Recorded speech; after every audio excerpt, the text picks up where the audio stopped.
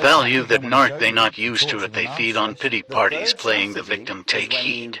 Do the reverse Uno card on them, and you reverse it. Ultimately, in the relationship with the narcissist, the purpose of the narcissistic relationship is to draw you in and get you close to them so that ultimately they can get rid of you. This is always the end goal. Otherwise, you're not talking about narcissistic personality disorder. The end goal, no matter which route we go to get there, whether it's because of friends or political views or something you allegedly did or said, you were always going to be discarded. You were not chosen to be with. You were chosen to be with and then to discard.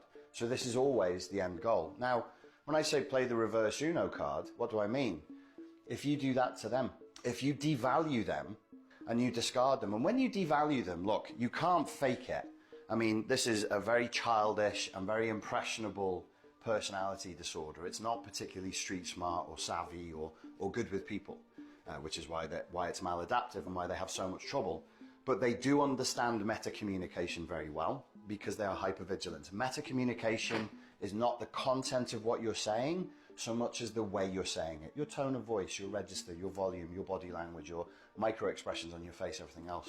If you genuinely devalue them, it will show in your meta-communication. If you genuinely start looking at them like, wow, I thought you were really smart, but it's becoming apparent you're a bit of a dummy, or I thought you were really compelling or powerful or charismatic, and it turns out you're actually quite a dull, fraudulent charlatan who repeats themselves a lot and tells lots of lies, then you're automatically and spontaneously going through the devaluation phase. They'll feel that, and it will put them into an anxiety. It starts to create narcissistic mortification.